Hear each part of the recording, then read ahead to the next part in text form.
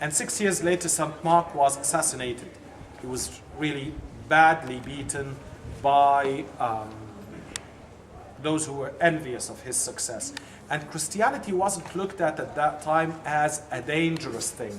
It was considered to be like a cult that had appeared in the Roman Empire, and even St. Mark, it was well known for everybody that he was a Christian, and his assassination was because of envy, because of the other teachers in the Alexandrian University being really envious of his success of attracting lots of followers around him and attracting lots of their students to join him more than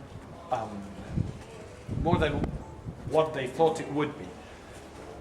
But later on, the Roman Empire had started persecuting the Christians when they started to realize that their numbers were getting bigger and bigger, when they felt that they were considered to be a danger on the Roman Empire.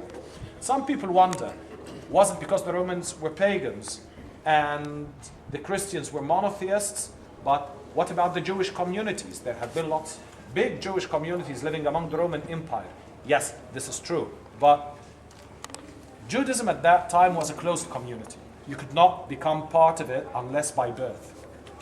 But Christianity was open for everybody. So starting from the 2nd century, the persecution had started.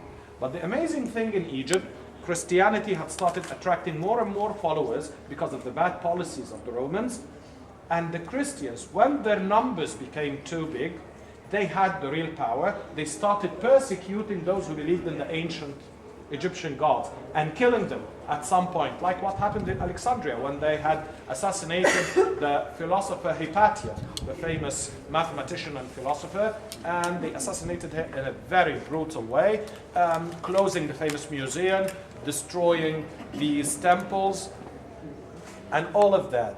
Even to the extent that teaching philosophy and mathematics were considered to be a kind of heresy. Remember, like what the church used to do in the Middle Ages in Rome. So at one time, Christianity was the major religion in Egypt. Yes, starting from the 3rd century. Starting from the 3rd century, and Rome couldn't do anything about it, despite that they were persecuting the Christians. Why is that? Because simply Egypt was the breadbasket of the Roman Empire. So, if they risk getting into that area, the peasants will abandon the land. Rome will starve. So Rome didn't say it officially, but let's say they closed their eyes about what the Egyptian Christians were doing.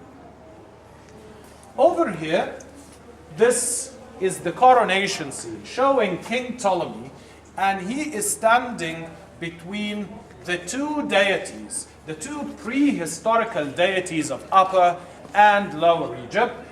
In the prehistory, or in the pre-dynastic period, when Egypt was still divided into two kingdoms before the unification and the foundation of the first dynasty in the year 3000 BC, Egypt was divided into two kingdoms. Each kingdom had its own king, its own capital, and its own local deity. The kingdom of Upper Egypt, their king used to wear a red crown. They used to worship a cobra goddess called Wadjet, and their capital was in the northwest of the delta. While the Upper Egyptian kingdom, their king used to wear a conical shaped crown like this one, and they used to worship a vulture goddess, and their capital was in a place called Nechem, or Nechem, which is located north of Komombo over here by about 30 miles, and this was the capital and the local sanctuary as well of their vulture goddess, the goddess Nechem. But over here, you'll find that the two pre-dynastic goddesses, they are not represented neither as a cobra or nor like a vulture. On the contrary, they're represented like two ladies wearing the two crowns of Upper and Lower Egypt. The goddess of Upper Egypt wearing the conical white crown of Upper Egypt, and the goddess of Lower Egypt wearing the crown of Lower Egypt. But over here, they're crowning the king, each one with its crown combined together, and you can see the robe in the middle.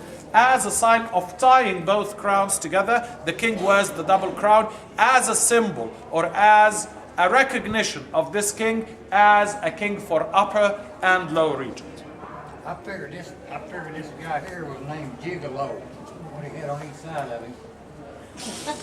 He doesn't understand. No, I do. But why? He doesn't know what to say. I mean, why should he? I mean, he must have had a big harrying. You know, it's good to be the king. Big what? A big what? Oh, It's okay. harrying, yeah.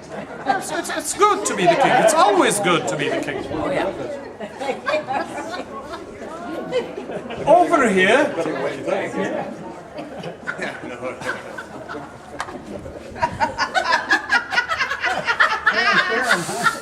You'll remember us when this war is over. oh my goodness. Kentucky. I forgot never to approach that area since the thingy thing.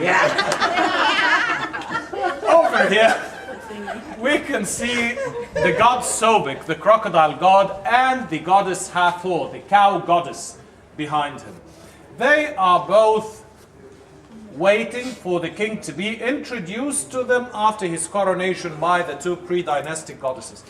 Actually, the art over here, as you can see, it's an ancient Egyptian art. Everything here is ancient Egyptian. But it looks slightly different from the art we had seen in Karnak and Luxor temples. The figures are not as slim. This is absolutely true. Because there are some touches from the Greek art which are very obvious over here. In what way? The ancient Egyptian artist, when he represented a human figure, he used to divide the wall into a number of squares, and the human figure would occupy 18 square units, according to certain proportions. So that's why the figures looked slim. In the Greek-Roman times, he started using 22¼ square units. Where did these extra 4¼ square units go? The hips, the stomach, and the cheeks. Can you see the curves? Yeah. Yes. For the first time, we started seeing curves. This is a Greek influence, not Egyptian. Knees. They have knees and toes. And they have knees and toes. Greek. This is the only Greek influence that came to the Egyptian art. And actually this was because the Greeks had worshipped human beauty. They considered the human being to be the most perfect form. We are all the images of the gods. Smaller images. That's why they never worshipped any gods in the forms of animals. And this was a major difference between the Greeks and the Egyptians when they came to live here. But as the Greeks had lived in Egypt, all their bonds and ties with Greece were cut. So they started to become Egyptianized. The Egyptians had started speaking their language. The Greeks started speaking the Egyptians' language. And there was a kind of Egyptianization for the Greeks. They started going to the Egyptian temples and believing in the Egyptian gods. Although at that time the upper class were the ones who spoke Greek most of the time. And the Egyptian language was only the language to deal with the commoners or the working classes. That's how the Greeks looked at it. But the last Greek queen, Queen Cleopatra, returned back to the Egyptian language and made it the language of the royal court. Over here, we can see the goddess Hathor, the cow goddess. Why the cow was worshipped in Egypt? Imagine, the ancient Egyptian civilization, it was actually a civilization that was based on agriculture. So for the farmer, the cow is the source of his living. That's why in India, you would find that the cow is sacred. Because it's the symbol of giving. It's the symbol of life. It's the symbol of maternity, love, joy, happiness. Because that's what that animal makes a living for the farmer. So that's why it was a sacred animal or a goddess in ancient Egypt. Even in India, they had worshipped her because the Indian civilization had also flourished on the banks of a river. So it was a civilization based on agriculture. The same conditions leads to the same results. How's that woman a cow? How's that a cow? They represent her either with the cow head or with a human face with two cow's ears or a human head with two cow horns, like the ones you see on top. Yeah, we have the two high feathers And in the middle, you can see over here the remains of the two horns. The two narrow lines that you can see in the middle of the big feathers. Can you see them? On top. These are the upper parts of the two horns. Is that a crocodile face? Yes. Yes, and that's the god Sobek, the god of the temple.